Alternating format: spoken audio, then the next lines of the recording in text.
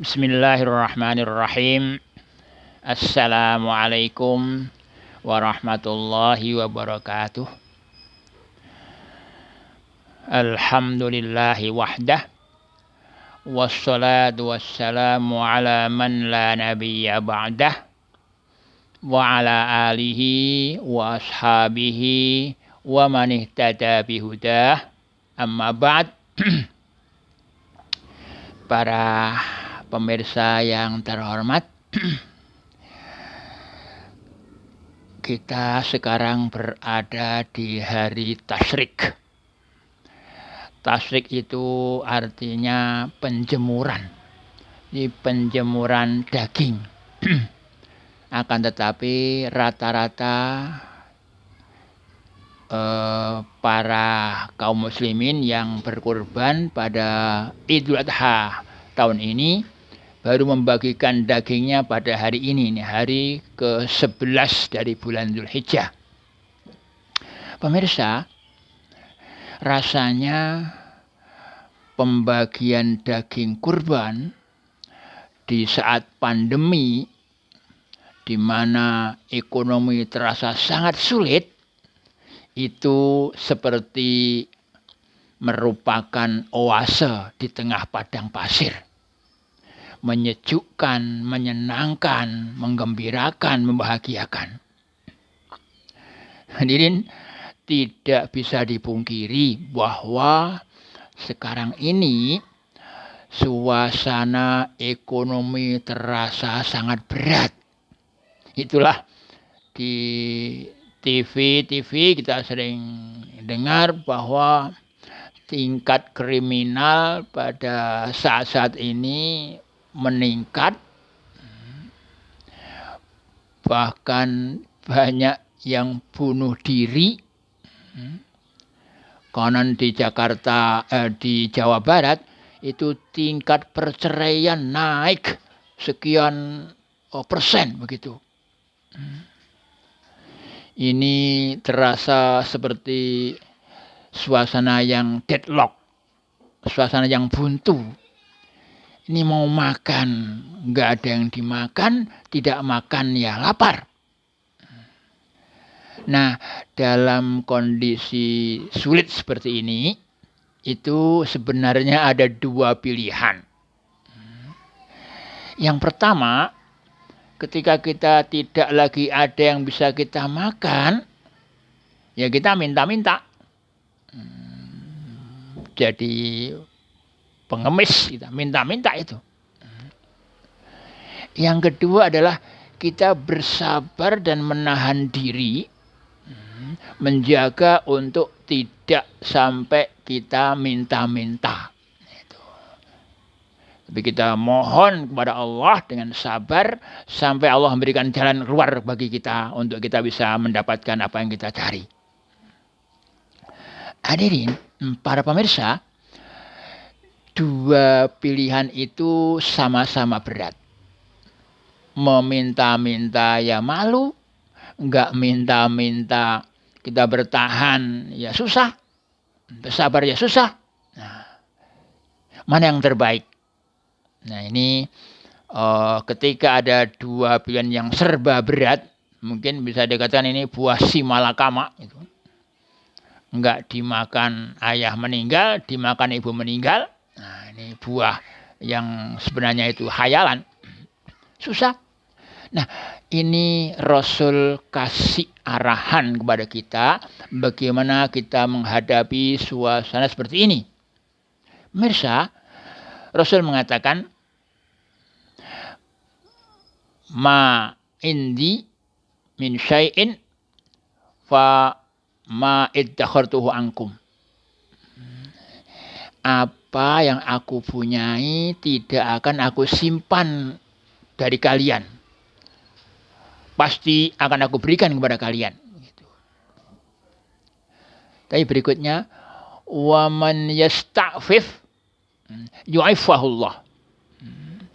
Orang yang menahan diri dari hal-hal yang tidak pantas, mungkin dari meminta-minta, yu'ifahullah. Allah akan menjaga dirinya, Allah akan membantunya. Nah, berikutnya, waman yastaghni yughnihillah.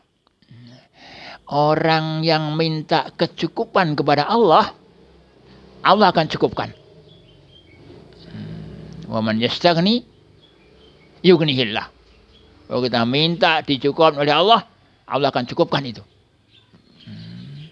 Nah, pilihan yang ketiga, waman yatasabbar yusabbirullah. Orang yang berusaha untuk sabar menahan diri, maka Allah akan memberikan kesabaran kepadanya.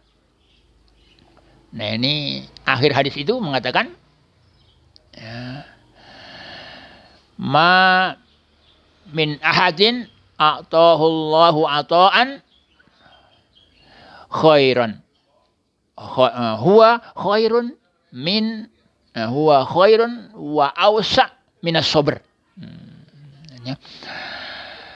Tidak ada sesuatu yang Allah berikan kepada seseorang yang lebih baik dan lebih luas ketimbang kesabaran. Nah, ini pemirsa, kelihatannya kesabaran lebih luas. Nah, adik, pemirsa, ketika kita punya dua pilihan, mau minta-minta apa mau bersabar, mana yang terbaik? Pemirsa, ketika kita memilih minta-minta, berarti kita mengandalkan kebutuhan kita kepada Bani Adam, kepada manusia. Padahal tentu secara umum manusia tidak senang kalau selalu diminta. Ini ada syair Arab yang mengatakan, la tas'alan bani adama hajatan was'alil ladzi abwabuhu la tuhjabu. Begitu. Jangan minta kebutuhanmu kepada Bani Adam, katanya. Tapi mintalah kepada zat yang pintunya tidak pernah tertutup, yaitu Allah SWT. Allahu yaghdabu in tarakta su'alahu wa bani adama hina yus'alu yaghdabu, katanya. Allah marah, Allah murka kalau kita tidak meminta kepadanya. Tetapi manusia kalau diminta malah dia marah. Nah, ini satu pandangan bahwa ya namanya manusia itu kalau diminta dia nggak senang. Tetapi Allah justru Allah senang kalau kita minta kepada Allah. Nah, itulah tadi. Nah, ada semacam mungkin ya pendapat, dan itu mungkin berdasarkan pengalaman. Orang yang biasa mengandalkan kebutuhannya kepada sesama manusia, dia tidak akan bisa menghindarkan diri dari perbuatan seperti itu. Dia akan seterusnya dia minta-minta, dia mengandalkan kepada manusia.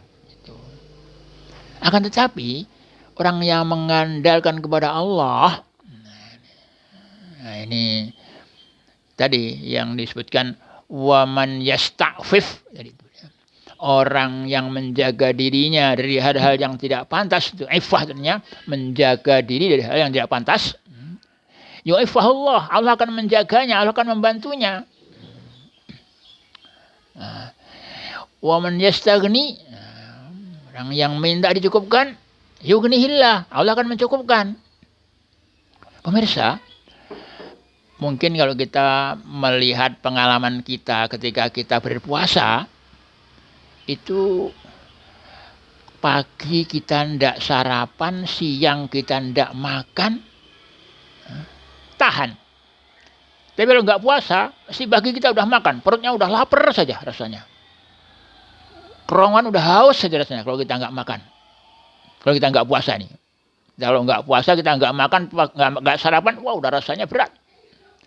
Tetapi ketika puasa, kita mampu sampai sore kita nggak makan, kita nggak minum. Kenapa? Nah, itu rahasianya adalah bahwa Allah membantu kita. Allah mendukung kita. Allah menjaga kita. Allah menolong kita. Jadi jangan dikira kalau kita puasa itu nggak ada pertolongan Allah. Itulah maka kalau nanti kita bersabar, kita berusaha semampu kita sambil kita memohon kepada Allah Subhanahu wa taala, bertawakal, maka Allah akan bantu. Allah akan beri jalan keluar. Itu mungkin seperti ayat yang mengatakan waman yattaqillaha yaj'al lahu makhrajan.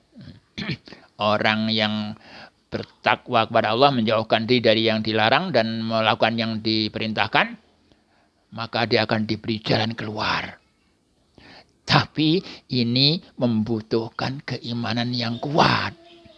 Orang tidak mampu menahan lapar, menahan haus, kalau dia tidak punya keyakinan yang kuat bahwa Allah membantu dia. Tidak punya jiwa yang besar bahwa Allah akan membantu dia. Nah ini saya kira pilihan yang terbaik kelihatannya bukan kita minta-minta karena berarti itu mengandalkan diri kita kepada orang lain atau kepada Bani Adam, dan Bani Adam adalah makhluk yang lemah. Akan tetapi pilihan yang terbaik menurut Nabi adalah waman yasta'fif yu'iffahullah. Kita mesti menjaga kehormatan kita, menjaga hal-hal yang tidak pantas untuk kita, yang namanya iffah itu. Ini pemirsa, ada pengalaman orang yang iffah itu, contoh yang paling kelihatan untuk iffah ini adalah Ahlus Suffah. Ahlus Suffah itu adalah sahabat Nabi yang tinggal di pojok masjid. Dia ya pekerjaannya tidak menentu, tapi kalau ada panggilan untuk berjuang, untuk perang di medan juang, dia paling depan itu. Nah, orang ini dia tidak punya apa-apa, tapi dia juga tidak minta-minta. Al-Qur'annya la yas'aluna an-nasa ilhafa, dia minta-minta dia. Sehingga dia meskipun dia bajunya juga tidak mewah, tidak terlalu bagus, tetapi ketika orang melihat orang-orang ini, itu seperti orang-orang yang kaya. Padahal dia mungkin yang dia makan seadanya, bahkan konon bajunya itu kalau ditarik ke atas yang bawah cingkrang, ditarik ke bawah yang atas terbuka. Tetapi penampilannya, maka di dalam Al-Quran disebutkan yahsabuhumu agniya. Orang mengira bahwa ini orang kaya, padahal dia sebenarnya tidak punya. Karena apa? Karena iffahnya tadi itu. Ini kelihatannya akhlak iffah ini ya yang ditekankan oleh Rasulullah, oleh agama kita, dan kita memang yakin kalau memang kita memohon kepada Allah Subhanahu wa taala, kita mengikuti apa perintah Allah Subhanahu wa taala, kita bersabar, maka Allah akan memberikan tadi seperti man yastaghni yughnihillah. Yang minta dicukupkan oleh Allah, maka Allah akan cukupkan itu. Nah, ini pilihan ternyata yang terbaik bukannya kita minta-minta, tetapi justru kita beriffah atau kita meminta cukup kepada Allah atau kita bersabar. Karena sabarlah sebenarnya karunia paling baik dan paling luas yang Allah berikan kepada hambanya.